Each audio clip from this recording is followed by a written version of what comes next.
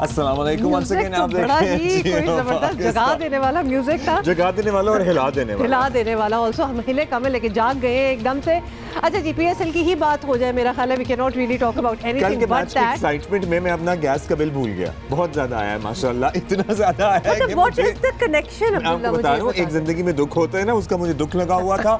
और उसके बाद जब मैच देखा तो I was so entertained and thrilled कि वो मैं जो हूँ, अरे वाह बड़ी तब्दीली आ गई। नाइस, ये कैसे हुआ?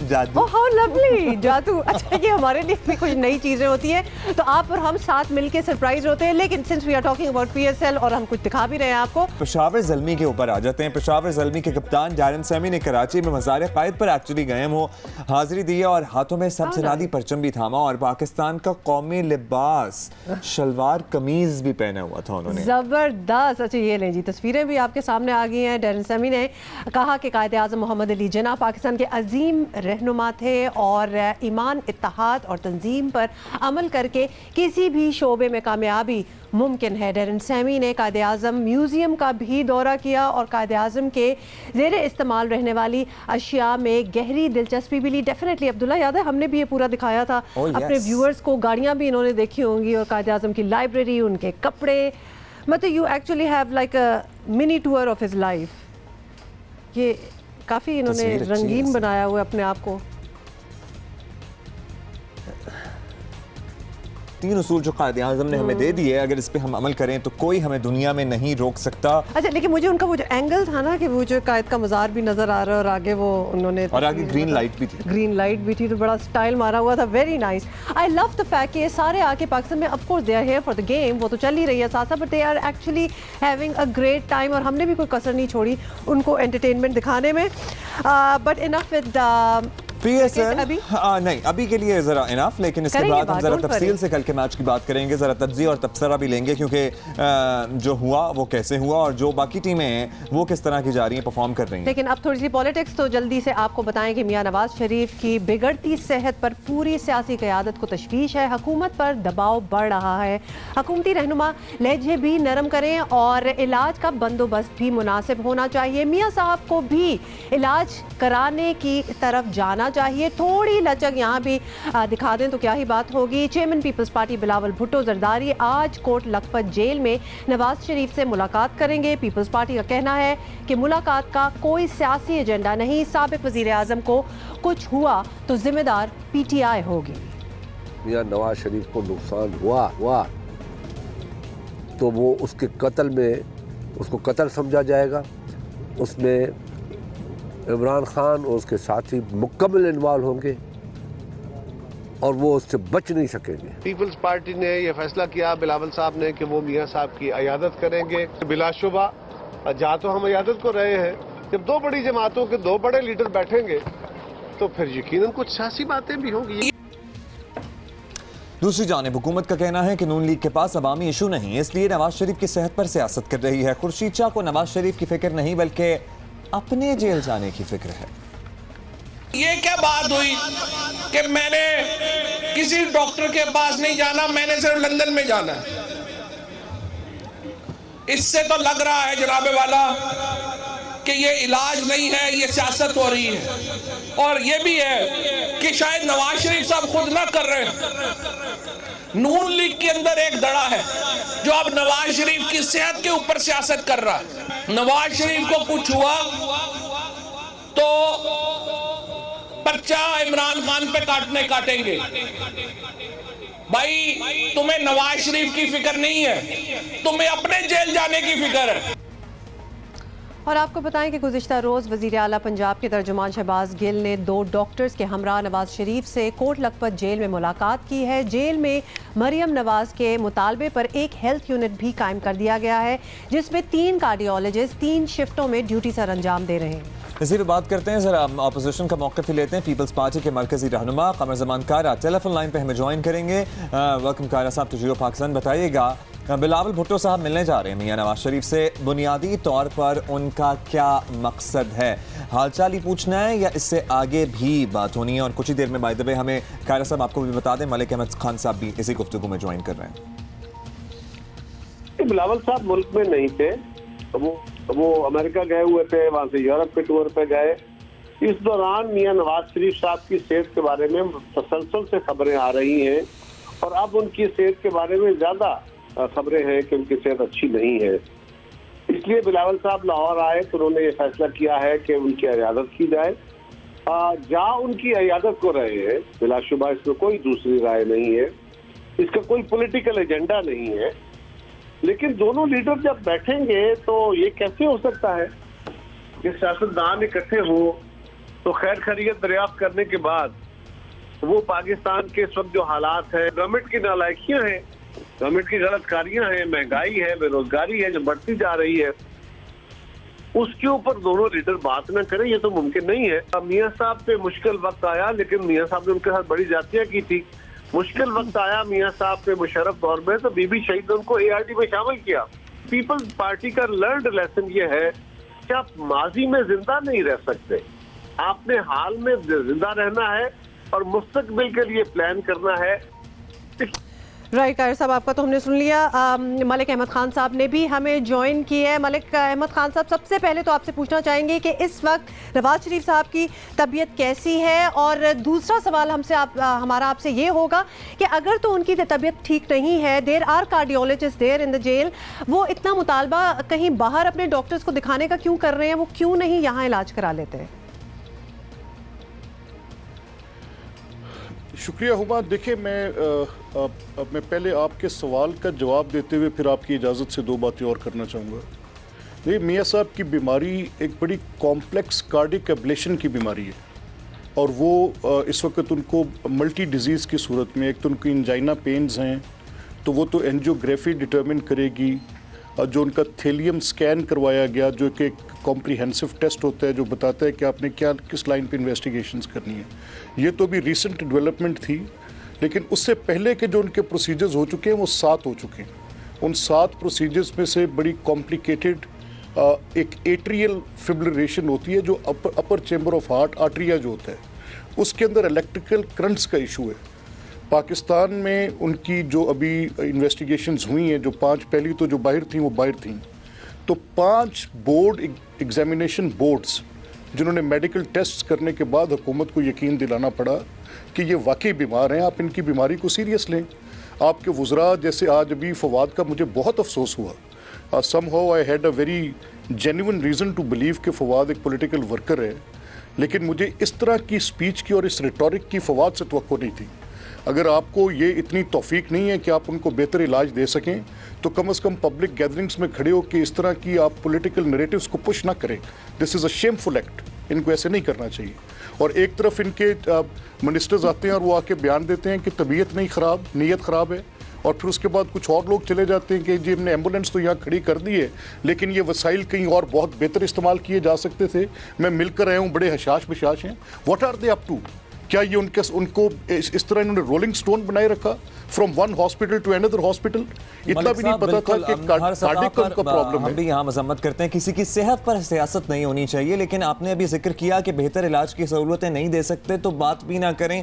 आपसे अगले सवाल पे हम जरूर पूछेंगे कि बेहतर इलाज की सहूलियात से आपकी क्या मुराद है, because according to our information एक यूनिट वगैरह भी कायम कर दिया गया अस्पताल में जिसमें 3 कार्डियोलॉजिस्ट एक वक्त में मौजूद होते हैं। लेकिन we have to include Kaira साहब in the discussion as well. Kaira साहब, मियां नवाज शरीफ को अस्पताल भी ले जाया जाता रहा है, डॉक्टर्स भी मुआयने के लिए जाते रहे, लेकिन मियां साहब ने इत्तलात इब्तदाई तौर पर यही है कि इलाज कराने से इनकार कर दिया। अभी तो कुछ लचक दिखानी चाहिए। बिलावल ये बात ही कर लें, नवाज शरीफ साहब से कन्विंस करने की कोशिश करेंगे? देखिए, हमारा काम बिलावल साहब उनकी इयादत करेंगे, हमको नसीहतें करने तो नहीं जा रहे, हाँ सजेस्ट जरूर करेंगे। और ये मेरा ख्याल है कि बिलावल साहब उनसे गुजारिश करेंगे, लेकिन वो उससे आगे क्या बात करते हैं ये तो वही जानते हैं, कोई प्री प्लान्ड गुफ्तगू तो नहीं है। लेकिन मियां साहब इस वक्त गुस्से में हैं, उनके साथ अच्छा सलूक नहीं किया गया। हाँ, उनका थैलियम टेस्ट भी हुआ, उनको बाकी टेस्ट भी कराए गए, लेकिन उनको जिनाह अस्पताल में रखा गया, उनको सर्विसेज अस्पताल में रखा गया जो दिल के इलाज के इस आर्जे का अस्पताल नहीं है। ये बात जो आज हुकूमत के लोग कह रहे हैं, हुकूमत के तर्जमान कह रहे हैं, और आज वजीर आजम ने भी कहा, काश ये बात उन्होंने एक हफ्ता 10 दिन पहले कही होती या महीना पहले कही होती तो ये सूरत हाल ना बनती। सो आज गवर्नमेंट जो कुछ कर रही है वो गुड इंटेंशन नहीं है, बल्कि वो हालात का ठीक जबर और है मजबूरी। कायरा साहब, एक पॉइंट। जी बिल्कुल ठीक है। अच्छा जी, मलिक अहमद खान साहब, अभी आपने बड़ा एक्सप्लेन किया है कि उनकी बड़ी कॉम्प्लिकेटेड किस्म की बीमारी है। जितनी भी कॉम्प्लिकेटेड हो, we have world class doctors over here. और ख़ास तौर पे जैसे हम पहले भी बता रहे थे, मरियम नवाज शरीफ का भी कहना था कि हेल्थ यूनिट कायम किया जाए, वो भी कर दिया गया है।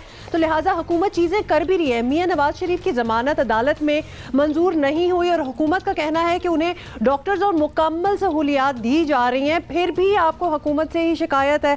अब क्या प्रॉब्लम क्या रह गई, क्या नहीं हो रहा आपके ख्याल में? देखिए, बड़ी सिंपल बात है कि वहाँ पे ज़रूरत एक इलेक्ट्रोफिजियोलॉजिस्ट की है।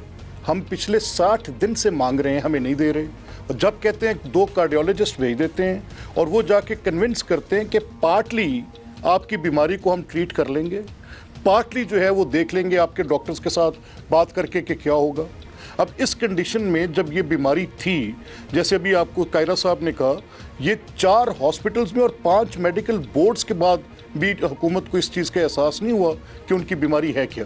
उनको लिख लिख कर हमने दे दिया। 2 पार्लिमानी कमेटीज़ बनी, उस पार्लिमानी कमेटी में उनको स्पेलिंग करके बताए कि आर्टरियल फिब्रिलेशन होती क्या है। अगर आप ये समझ रहे हैं कि एक ओपन हार्ट सर्जरी का उनका केस है या स्टंट डालने का केस है, पाकिस्तान ने कार्डियक के प्रोसीजर्स में काफ़ी डेवलप किया है, 20 साल में दुरुस्त बहुत डेवलप किया है। लेकिन कुछ अभी इतनी सोफिस्टिकेशंस रिक्वायर्ड हैं और जिसमें हमारे पास पूरे पाकिस्तान में इलेक्ट्रोफिजियोलॉजिस्ट हार्डली सेल्फ अज्यूम्ड 1 या 2 होंगे। लास्टली आपसे ये सीरियसली हम ये जेन्युइनली जानना चाहते हैं कि उनका आप समझते हैं कि यहाँ इलाज मुमकिन नहीं है, और अगर उन्हें बाहर जाकर इलाज कराना है। फवाद चौधरी साहब ने स्पीच की थी, लेकिन जिस अंदाज में उन्होंने कहा था हम उसमें नहीं पूछ रहे आपसे, हम आपसे जेन्युइनली पूछ रहे हैं कि कोई बाकायदा रिटन दरखास्त दी गई है कि लंदन या किसी और मुल्क में जाके इलाज कराने दिया जाए इन्हें? अब्दुल्ला, देखें, ये हमने कभी भी इनसे नहीं कहा कि हमें बाहर जाके इलाज, ये कहते हैं हम आपको सहूलत दे रहे हैं, हम कह रहे हैं कि प्लीज़ काइंडली इसकी ट्रीटमेंट की सहूलत दें, वो जो हुकूमत देने से कासिर है। फिर उन्होंने कहा कि AFIC के एक मेडिकल बोर्ड को कॉन्स्टिट्यूट करवा के आपके पास भेज देते हैं, तो उन डॉक्टर्स ने रिफ्यूज़ किया to be part of that board कि हमारे पास ये स्पेशलिटी है नहीं। असल में मुद्दा क्या है, ये सिर्फ नैरेटिव पुश करना चाह रहे हैं।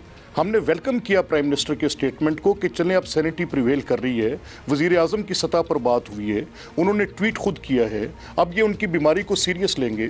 और जो इन्होंने अपना हुकूमती नुमाइंदा वज़ीर आला का तर्जमान जेल में मुलाकात करने के लिए भेजा, उसने भी बाहर आके जो प्रेस टॉक की उसकी ज़रूरत भी नहीं थी, लेकिन बाहर आके कहा कि एम्बुलेंस तो मैंने यहाँ खड़ी कर दी है, लेकिन ये वसाइल कहीं बेहतर इस्तेमाल हो सकते थे। What a shameful way to say it. क्या तरीकाकार है। एक प्रिजनर आपके पास है, 3 time prime minister of the country है, he enjoys the most popular leader of Pakistan है, he enjoys the trust of so many people in Pakistan. वो आप किस तरह से बिहेव कर रहे हैं उनके साथ? आप फिर एक नैरेटिव दूसरा पुश करते हैं कि सबके लिए लॉ बराबर है। यस, सबके लिए बराबर है, हम मानते हैं कि सबके लिए बराबर है, लेकिन इस तरह के इम्तियाजी सलूक के साथ आप क्या तरीका पाकिस्तान में मुमकिन नहीं है? अगर हम ये हमारा अब्दुल्ला मुद्दा ये है कि इनकी क्योंकि कॉम्प्लिकेटेड पोजीशन है, तो उन डॉक्टर्स के साथ कंसल्ट जब किया गया, उनको पूछा गया, तो उन्होंने बताया कि ये प्रोसीजर्स जो हमने किए हैं, इन प्रोसीजर्स की एक हिस्ट्री है। इसमें एक एवी नोड प्रोसीजर होता है, एक मेज़ प्रोसीजर होता है। मैं डॉक्टर तो नहीं हूँ, लेकिन एटलीस्ट मैंने क्योंकि उन रिपोर्ट्स को देखा है, तो I can tell you that कि अगर ये डॉक्टर साहिबान जाकर उनको बता दें कि ये प्रोसीजर्स उनके वो कर सकते हैं, तो ऑब्वियसली उनकी कोई और बात नहीं होगी, तो कम से कम उनकी मेडिकल हिस्ट्री को तो ऑन बोर्ड कर लेना, यहीं पे कर लें जो करना है। मलिक अहमद खान साहब और कमर जमान कायरा साहब हमसे बात कर रहे हैं। Nutshell I would like to say कि जेलों में और भी कैदी होते हैं और उन लोगों को और भी बड़े मसले होते हैं। परहैप्स ये पहली बार इतनी अटेंशन आई है मियाँ साहब के जेल होने से कि अगर किसी को मेडिकल अटेंशन की ज़रूरत हो तो कितना मुश्किल पड़ जाता है। और मियाँ साहब तो फिर भी ऑब्वियसली प्रिविलेज्ड हैं, 3 times prime minister of Pakistan वो रह चुके हैं, तो उनको तो जो सहूलियत मिलेगी वो मिलेगी। बाकी कैदियों का क्या होता होगा, ज़रा आप अंदाज़ा लगाएं। सो आई एम जस्ट थिंकिंग कि एक बैलेंस होना चाहिए इस चीज़ में। मेरा ख्याल है कि बाकियों की तरफ इसी बहाने अगर तवज्जो हो जाए तो बहुत अच्छा हो जाएगा। लेकिन मुस्लिम लीग नून का मौक़िफ़ है कि यहाँ पे बड़े कॉम्प्लिकेटेड प्रोसीजर्स हैं, अगर यहाँ हो सकते हैं तो वेल एंड गुड, अगर नहीं हो सकते तो जाहिर है फिर उन्हें इलाज तो मिलना चाहिए। इलाज बाकी पाकिस्तान भी तो पाकिस्तान में बैठ के करवाते जाता है ना अपना इलाज, जस्ट सेइंग, मतलब ये बड़े सवाल आते हैं। आपको इससे पहले भी हमने बताया था कि विमेन इन व्हील प्रोजेक्ट, जिसमें खवातीन को लड़कियों को मोटर बाइक राइडिंग की ट्रेनिंग दी जा रही थी, उन्हें बाइक्स दी जा रही थी, और मुल्क के वाहिद वायलेंस अगेंस्ट वुमेन सेंटर जिसको मुल्तान में बनाया गया था जहां खवातीन आ रही थी, ये दोनों प्रोजेक्ट्स तकरीबन बंद होने वाले हैं क्योंकि ज़ाहिर फंड्स रिलीज नहीं हो रहे, और पाकिस्तान तहरीक इंसाफ की हुकूमत का मानना है कि ये शो शाह के लिए बनाए गए तो थे। 9 महीने से यहाँ के जो स्टाफ है उनको फंड्स, उनको सैलरीज वगैरह बिल्कुल नहीं मिली। इसी पे हमने मजीद बात भी करनी है कि अच्छे प्रोजेक्ट्स को क्यों नहीं चलने दिया जाता। Editor features GOTV Benazir Shah हमारे साथ है। बेनज़ीर बहुत बहुत शुक्रिया, आपने हमारे लिए टाइम निकाला है। बेनज़ीर, पिछले दौर में हमने देखा कि नून लीग की हुकूमत ने बेनज़ीर इनकम सपोर्ट फंड्स जो हैं उस पूरे प्रोग्राम को जारी रखा, एक अच्छी रिवायत डाली, बड़ा अच्छा प्रेसिडेंट सेट किया, और अगर पिछली हुकूमत का मंसूबा अच्छा हो तो इसे जारी रखना चाहिए। अब ये हुकूमत जो है, why isn't it doing the same with at least violence against women centre जो है, जो कि ऑब्वियसली एक बना हुआ है, आपको सिर्फ चलाना है, वरना फिर आपको अपने हिसाब से खड़े करने पड़ेंगे। क्या हो रहा है पंजाब में? तो मुझे लगता है ये अभी तक एक पॉलिटिकल विक्टिमाइजेशन है, क्योंकि देखिए आप पंजाब में देखें तो PTI और PMLN जो है वो डायरेक्ट राइवल्स हैं। बेनज़ीर इनकम सपोर्ट प्रोग्राम जो था वो पीपल्स पार्टी गवर्नमेंट ने शुरू किया था, यहाँ पे एक डायरेक्ट राइवलरी है, ऊपर से एक मार्जिन भी बहुत कम है जिससे PTI यहाँ पे जीती है। तो जितने भी PMLN के लॉन्च किए हुए प्रोजेक्ट्स हैं उनको तो एक तरह से विक्टिमाइज़ किया जा रहा है। सिर्फ ये वायलेंस अगेंस्ट वुमेन की बात नहीं हो रही, व्हील्स दूसरे भी प्रोजेक्ट्स हैं, ऑरेंज लाइन जैसे हमने जो मेट्रो ट्रेन लाहौर में लॉन्च करनी थी उसका भी पता नहीं है वो कब लॉन्च होगी, तो ये एक तरह से विक्टिमाइजेशन हो रही है। दूसरी बात ये है कि अगर आप ये वायलेंस अगेंस्ट वुमेन सेंटर में मेरी इन औरतों से बात हो रही थी जो खवातीन वहाँ पे काम करती हैं, वो मुझे बता रही थी कि अभी उनको शहबाज गिल साहब के ऑफिस से फ़ोन आया जो चीफ मिनिस्टर के स्पोक्स पर्सन है, उनको ये तक नहीं पता था कि सेंटर का नाम क्या है, इस प्रोजेक्ट में होता क्या है। तो फंडिंग की तो अभी दूर की बात है, उनको एक्चुअली एक तो सीरियसनेस भी नहीं है उसको समझने के लिए कि प्रोजेक्ट क्या है, किस तरह काम करता है, कितनी खवातीन को ये हेल्प करता है। बल्कि ये तो पंजाब में बड़ा नेक टू नेक मुकाबला रहा है, इसलिए पंजाब में प्रोजेक्ट्स पॉलिटिकल विक्टिमाइजेशन का शिकार हो रहे हैं। बेनज़ीर, वुमेन व्हील प्रोजेक्ट की बात कर लेते हैं। वैसे आपकी नज़र में एज ए वुमन आपको लगता है कि ये प्रोजेक्ट जो है वो मददगार साबित हुआ है, क्योंकि खवातीन ने बड़ी सहूलत उठाई है इससे, क्यों? लेकिन शहबाज गिल साहब जिनका आप तस्करा कर रही हैं वो कहते हैं ये गुलाबी रिक्शे, गुलाबी बाइकें, ये सिर्फ शोशा थी और कुछ नहीं था। मैं आपको बताऊं, मैं लाहौर में अपनी पूरी ज़िंदगी रही हूँ और मैंने पहली दफ़ा पिछले 2 साल में ख़वातीन को देखा है कि वो मोटरसाइकिलों पे सड़कों पे होती है। मैंने तो कभी पहले नहीं देखा था, क्योंकि पिछली हुकूमत में जब ये प्रोजेक्ट लॉन्च हुआ था तो 700 मोटरसाइकिल सब्सिडाइज रेट पे ख़वातीन को दी गई थी, और इसके बाद उन्हें 2000 और भी देनी थी। मेरी तो इस तरह इन ख़वातीन से बात भी हुई है, यंग सी लड़कियाँ हैं जो कहती हैं हम अब घर में हेल्प कर सकते हैं। हमारी सोशल मोबिलिटी का एक बड़ा प्रॉब्लम होता है ख़वातीन को। ये ऊबर वगैरह जब से लॉन्च हुई इससे थोड़ा सा बेहतर हुआ है, फिर भी ख़वातीन को मर्दों पे रिलाई करना पड़ता है कि वो एक जगह से दूसरी जगह जा सकें, और फिर एक प्रोटेक्शन का भी, सेफ्टी का भी इशू होता है कि रात को जाना है। तो एक तरह से आप एम्पावर ख़वातीन को All right, we get your point. बहुत शुक्रिया, बहुत शुक्रिया बेनज़ीर। अच्छा, एक बात है जो कि हम ऑब्वियसली यहाँ कहना चाहेंगे कि पॉलिटिकल विक्टिमाइजेशन की बात बेनज़ीर शाह ने भी की है, और दुनिया को, पाकिस्तानी जिन्होंने PTI को वोट दिया उनको भी थोड़ा सा ये शायद लग रहा हो, क्योंकि जहाँ ख़वातीन की इतनी बात होती है, औरतों की इतनी बात होती है, उनके हकूक़ की बात होती है, तो वहाँ आवाम देख रही है ना कि एक काम जो अच्छा चल रहा है वो कैसे आपने नहीं चलने दिया, बड़ा साथ दिया है PTI की तहरीक में, नुकसान हो सकता है। बिल्कुल, मुबारक हो बहुत बहुत जी आपको। अच्छा, सेलिब्रिटी वेडिंग्स की बात हो रही है तो जल्दी से आपको बता दें, मुबारकबाद दे रही हैं। आई नो बट 5वीं मंगनी है ना इनकी, तो अमरीकी गुलकारा अदाकारा जेनिफर लोपेज और साबिक अमरीकी बेसबॉल खिलाड़ी एलेक्स रॉड्रिगेज ने मंगनी कर ली है, और दोनों स्टार्स ने अपने मंगनी की जो तस्वीरें जो हैं इंस्टाग्राम पे लगाई, और तस्वीर ये थी। सोच सकते हैं कि हमारा वीकेंड कैसा गुजरा होगा ये अंगूठी देख के। तो अंगूठी के बारे में आपको बता दें, 15 कैरेट की अंगूठी है। नहीं। और जी बिल्कुल, इतने बड़े हीरे होते हैं, मतलब 15 किलोग्राम की तो लगी रही है अब्दुल्ला, कम ऑन। तो ये इतनी बड़ी अंगूठी है, और ये आपको बता दें कि जेलों के पास काफी कलेक्शन है। बाय द वे, कोई 5 अंगूठियां अब तक जमा हो चुकी हैं उनके पहले वाली की भी बड़ी धूम मची थी by the way, obviously, because वो कोई 8.5 कैरेट की उस वक्त थी, फिर उससे पहले थी बेन एफ्लेक से भी एक उनकी मंगनी हुई थी, मार्क एंटनी से इनकी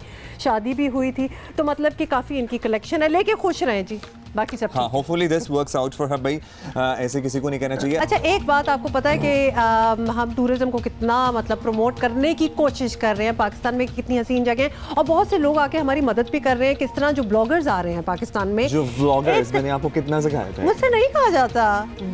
व्लॉगर्स। व्लॉगर, वीलॉगर नहीं हो सकता? नहीं, चलें वीलॉगर कर लें। नहीं, मैं बहुत पेंडू लगूंगी ये कहते हो व्लॉगर ही होगा, तो चलो वही कह दूं। कहने का मतलब है they are all coming to Pakistan, some of them are also coming to Geo Pakistan. तो लिहाजा आज रोजी भी कैपिटल से हम आपकी मुलाकात करवाएंगे लेटर इन द शो।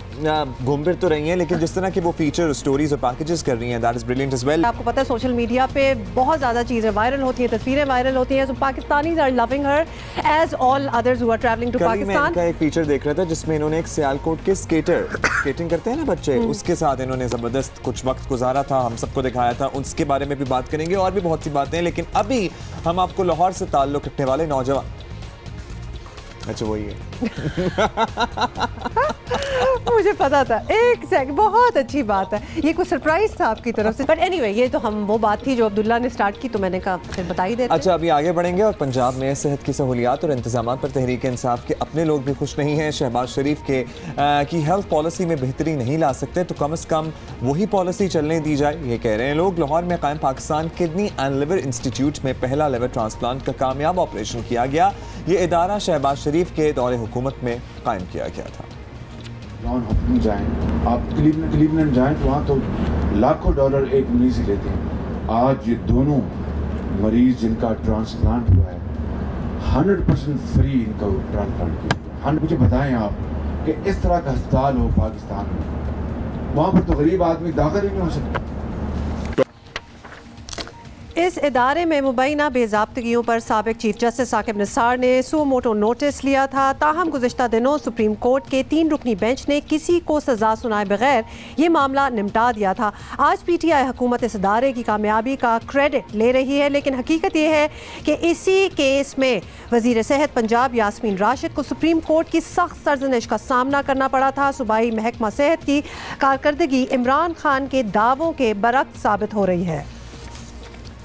इन 1 करोड़ ख़ानदानों को इंशाल्लाह हेल्थ कार्ड महीने के अंदर अंदर पहुंचाएंगी, तो ये भी पंजाब में बहुत बड़ी चेंज आएगी। हमें सबको एहसास है कि इस वक्त लोग एक मुश्किल वक्त से गुजर रहे हैं। हम पूरी कोशिश कर रहे हैं कि आपके लिए, लोगों के लिए जितनी हम आसानी पैदा करें, जितना लोगों के लिए इन हालात के अंदर आम जो सबसे मुश्किल में तबका है उसके लिए पूरी आसानियाँ पैदा करें। अब हाल ये है कि हफ्ते के रोज़ पंजाब के वज़ीर लाइफ स्टॉक हसनैन बहादुर दरेशक ने जिना अस्पताल लाहौर का अचानक दौरा किया और सूरत हाल पर मायूस नजर आए।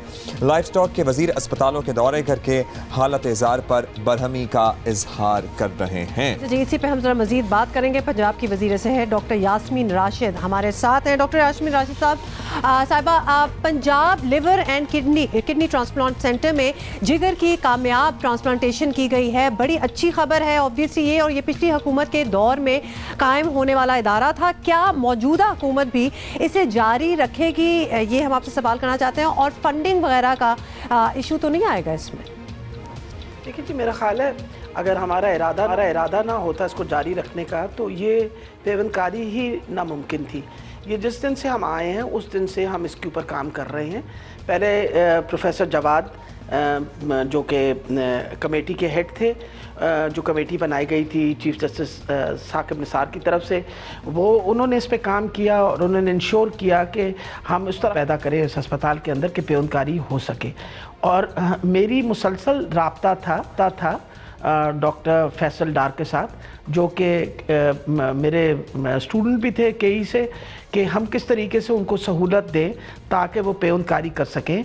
और मुसलसल मेरे साथ उनका राब्ता इसी बात पे रहता था कि वो चाहते थे कि हमारा जो एनवायरनमेंट है वो पहले कंड्यूसिव हो जाए और पहले वो रिसेक्शन करेंगे। और जब उन्होंने रिसेक्शन की तो तब भी मुझे बताया, और माशाल्लाह जिस दिन उन्होंने कामयाब पेवनकारी की, यानी आज से 3 दिन पहले, वो रहीम यार खान के 31 साला जवान थे जिनका लिवर फेलियर हो गया था, और उनकी भतीजी ने उनको ट्रांसप्लांट, वो डोनर थी, और वो माशाल्लाह कामयाब पेवनकारी हुई है। और इंशाल्लाह हम उम्मीद रखते हैं कि अब सिचुएशन उस अस्पताल की इस तरीके से हो गई है कि हम आइंदा पेवनकारी वहाँ कर सकेंगे।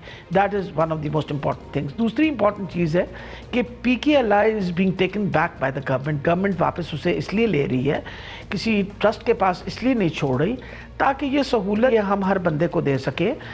ऑलराइट डॉक्टर साहब, अब ये पेवंदकारी के बारे में तो आपने बता दिया, कामयाबी से लिवर ट्रांसप्लांट और भी ज़रूरत पड़ी तो हो सकते हैं, लेकिन आप ही की हुकूमत के एक वज़ीर लाहौर के अस्पतालों के दौरे कर गए और वहाँ की हालत पर खासे परेशान और नाला भी नज़र आए, तो आपको लगता है कि मौजूदा हुकूमत अस्पतालों में वो बेहतरीन नहीं ला सकी जिस प्रायोरिटी और जिस बेहतरी का वादा किया गया था आपने अपने वोटर्स से? सारे वज़ीरों की ड्यूटी लगी। उस दिन हम 7 वज़ीरों ने 7 अस्पताल ज्वाइन किए और दिरेशक साहब का जाने से पहले मुझसे सारी ब्रीफिंग लेके गए थे कि मैंने क्या क्या चीज़ें देखनी है। तो मैंने उन्हें बताया था आपने सफाई देखनी है, आपने ये देखना है कि मरीज़ों के साथ मरीज़ सेटिस्फाइड है या नहीं सेटिस्फाइड, ह्यूमन रिसोर्स वहाँ प्रेजेंट है या नहीं, ये सारी चीज़ें उनको मैंने बता के भेजी थी। वजह यह है कि जब तक हम बार बार इन चीज़ों को चेक नहीं करेंगे किसी तरीके से अकाउंटेबिलिटी नहीं होगी।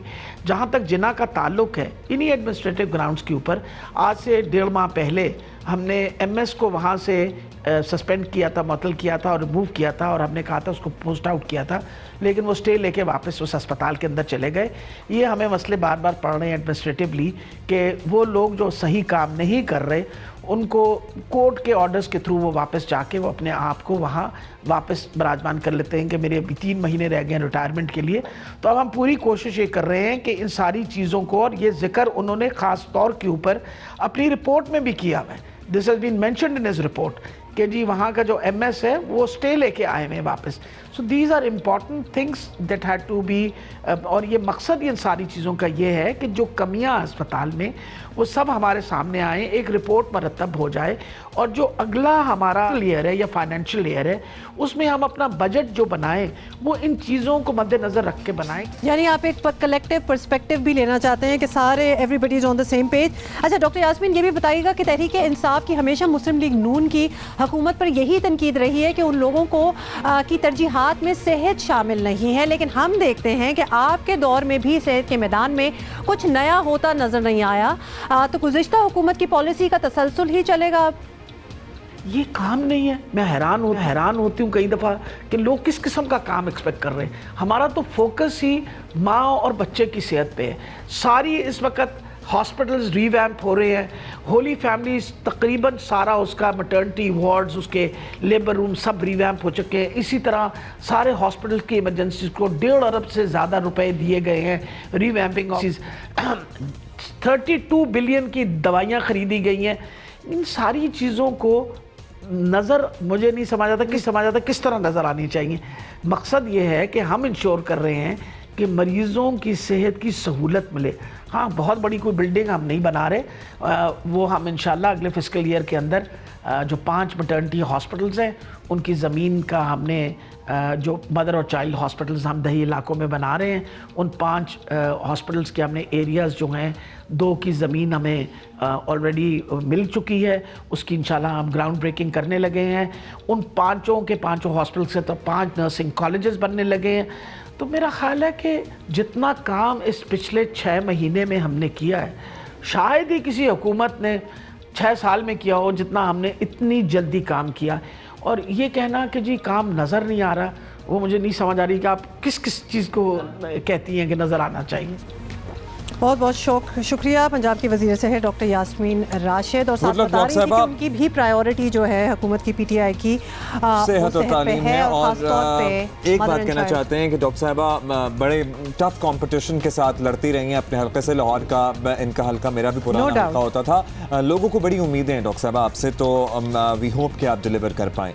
अभी हम आगे बढ़ जाते हैं। बिल्कुल, वी आर मूविंग ऑन, और एक मुख्तलिफ सी बात हम कर रहे हैं। किताब जो कि बहुत ही मकबूल हुई दुनिया में और बड़े बड़े एवेन्यूज़ में उसकी जिक्र भी होता है, सिर्फ लिटरेरी सर्कल्स में नहीं। आपको बताएं कि आज से 50 साल पहले मार्च 1969 में एक ऐसा नावल शाया हुआ जिसने दुनिया पर ऐसा असर डाला जिसकी मिसाल कम ही मिलती है, और ये था मारियो पुज़ो का गॉडफादर, वो नावल जिसे दुनिया का सबसे तेज़ी से फ़रोख्त होने वाला नॉवल माना जाता है और इसके पहले एडिशन की जो पब्लिकेशन थी उसके सिर्फ 2 साल में 70 लाख से ज़ायद कॉपियाँ जो थीं वो फ़रोख्त हुई और इसी नॉवल पर बनी फिल्म गॉडफादर के तीनों एडिशन हॉलीवुड की कामयाब तरीन ट्रिलॉजी में इस नॉवल ट्रिलॉजी में काउंट होते हैं। और आपको नॉवल के बारे में भी हम बता सकते हैं। जनाब, इस नॉवल के मरकजी किरदार जिस फैमिली को दिखाया गया है, जिस तरह दिखाया गया है, जिस तरह इसका पस मंज़र बताया गया है, पूरी कहानी में जो इनका बर्ताव है ये आने वाली किताबों और फिल्मों के लिए एक मुकम्मल कल्चर की सूरत अख्तियार कर गया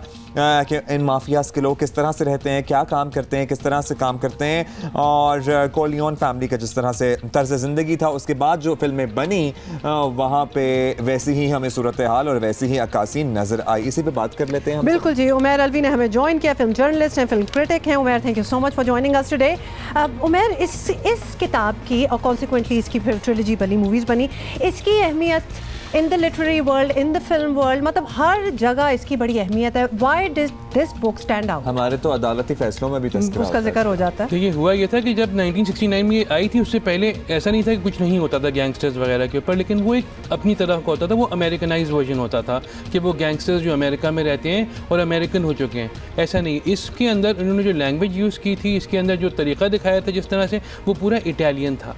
तो एग्जैक्टली वो जो बहुत सारी ऐसी चीज़ें इस नावल के अंदर थीं जो बाद में डिक्शनरी में शामिल करनी पड़ी इन लोगों को, जो लोगों को नहीं पता था। प्लस इसलिए कि कौन पढ़ेगा इतना सब कुछ, मर्डर और ये और डिसीट और पता नहीं क्या क्या सब कुछ उन्होंने डाल दिया था, 12 मसाले की चाट। लेकिन जब इसकी फिल्म आई है तो फिल्म ने आके नॉवल को और ज़्यादा पॉपुलर कर दिया। That is true, that is true. और फिल्म का सबसे बड़ा जो प्रॉब्लम था वो जो थे मार्लन ब्रांडो, वो इनिशियल चॉइस नहीं थे।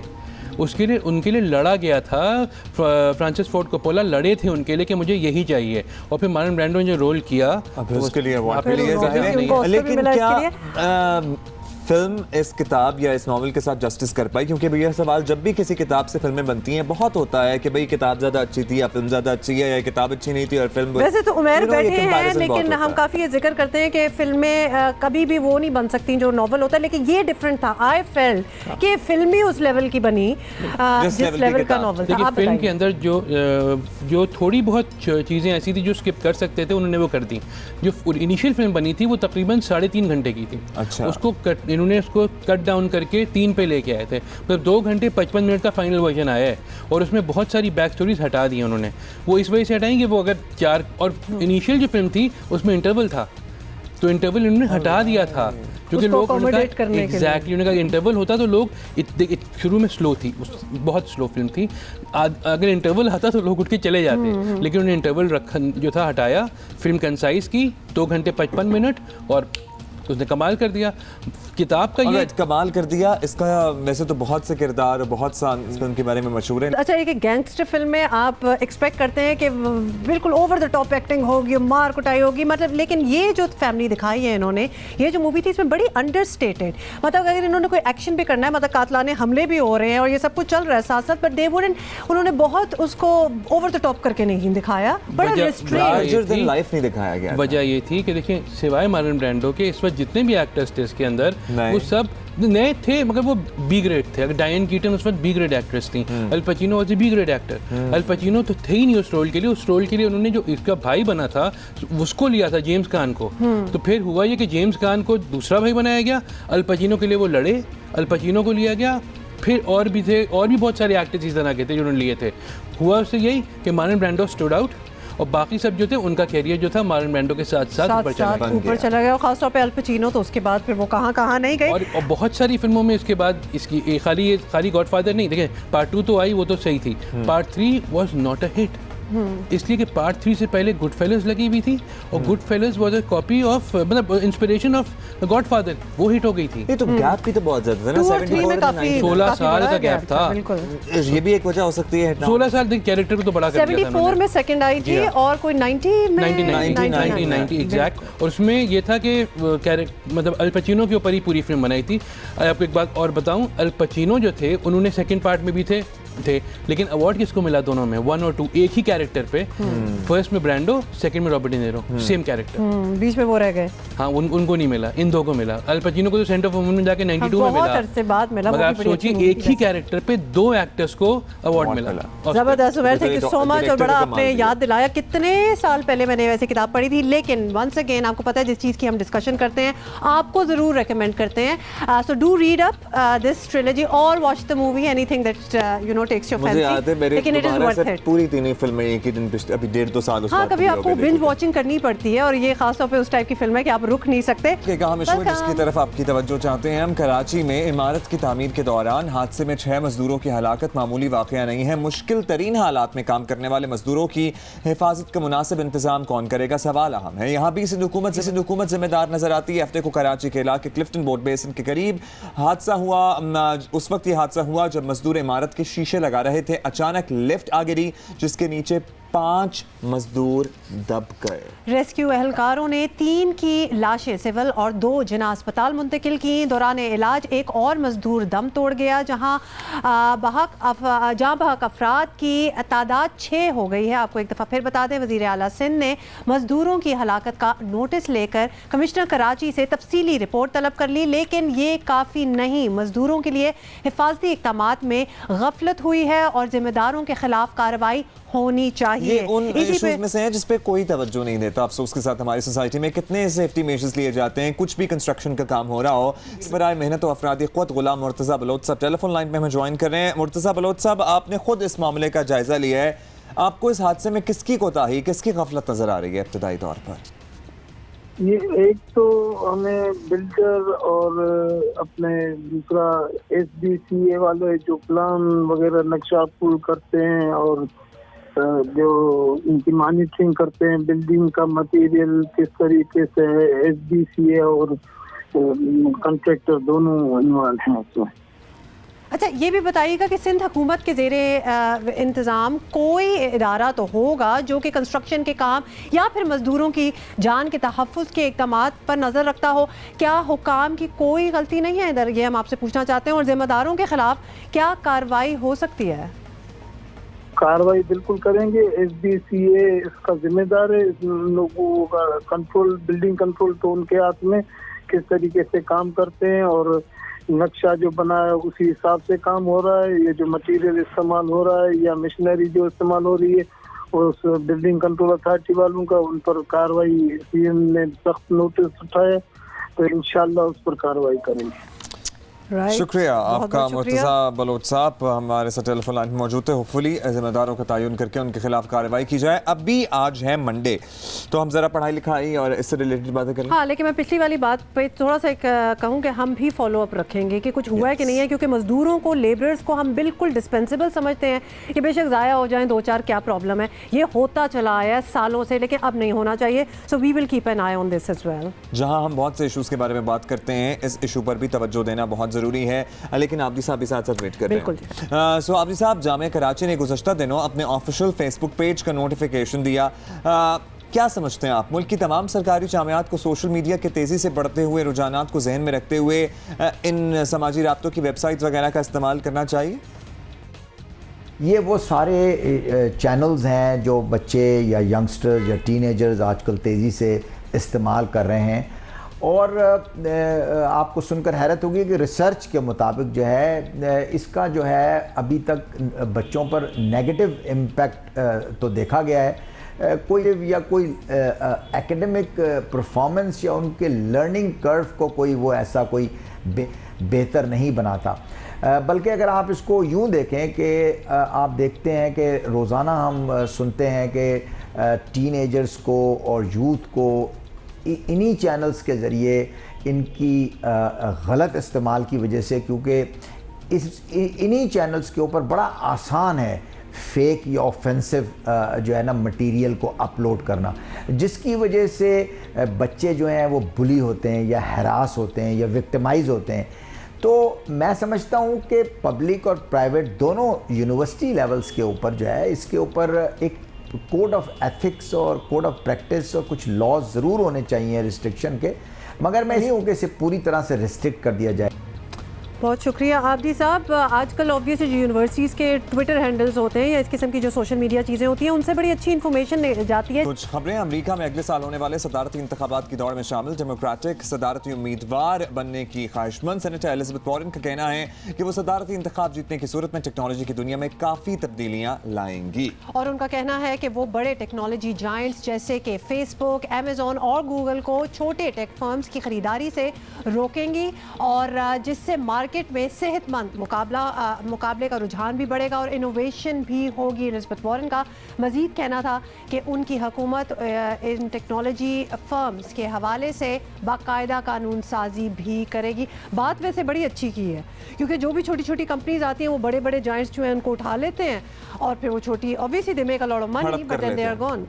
फेसबुक ने व्हाट्सएप इंस्टाग्राम को ले लिया था, स्नैपचैट भी किसी ने खरीद लिया था, सारी चीजें खरीद लेते हैं बड़े बड़े जायंट्स। अभी हम आगे बढ़ जाते हैं। कल के मैच का हम प्रोग्राम के इब्तिदा में तस्करा कर रहे थे। मैच क्या कहें, आखिरी ओवर था, आखिरी ओवर में 3 विकेटें और क्या जबरदस्त कहानी में मोड़ आया। बड़ा जबरदस्त किस्म का मैच था और फिर बड़े अच्छे अच्छे मैचेस भी होते हैं, लेकिन I am more excited about the Awam in the stadium. उन्होंने कितना एंजॉय किया होगा because when you make the effort, आप इतनी तगोदौ करके पहुंचे हैं स्टेडियम और फिर आपको इस किस्म का मैच मिले, वाह। टेस्ट क्रिकेटर शोएब मोहम्मद हमारे साथ मौजूद है, उनसे जरा बात कर लेते हैं। बहुत शुक्रिया शोएब, आपने वक्त दिया।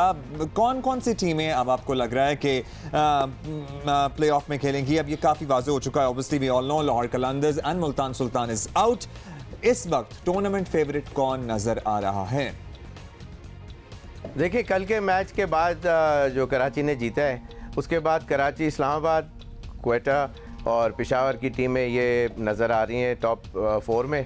और ऑफ कोर्स जिस तरह पेशावर और क्वेटा की टीम की outstanding performance all through out this tournament रही है, वो हॉट फेवरेट्स भी हैं। But yet you can never overlook Islamabad courage, strength, energy और बाज़ दफ़ा बाउंस बैक करने के बाद एक टीम के जो they get stronger at the knees, तो कराची की भी टीम को आप एब्सोल्युटली ओवरलुक नहीं कर सकते। So it would be a very good competition और मोस्ट लाइकली ये कराची की टीम के आने से पूरा वाइब्रेशन जो है एक और सवाल जो कि पूरा पाकिस्तान इस बारे में बड़ा परेशान है कि हो क्या जाता है। लाहौर कलंदर्स और मुल्तान सुल्तान इस बार भी पॉइंट्स टेबल से बिल्कुल आउट हो चुके हैं, तो इन दोनों टीमों में ऐसा क्या मसला है भाई?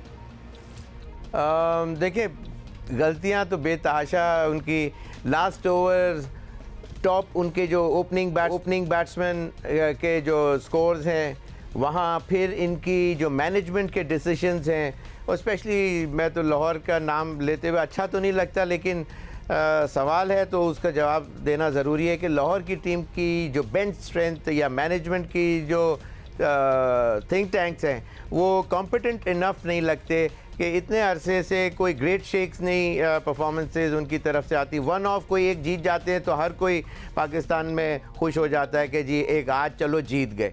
इस तरह टीमें का जो मोरल है वो गिर जाता है और इसी वजह से वो अक्सर मैचेस हारते हुए नज़र आए। तो मैं तो ये कि यही रीज़न हो सकता है। ऑलराइट, और अब मेरा ख्याल है बाकी सब कुछ तो हो ही है, तो इंशाल्लाह वील सी यू टुमारो। अभी तो हफ्ते की शुरुआत है भाई, रोज़ मिलना है हमने। सी यू, बाय।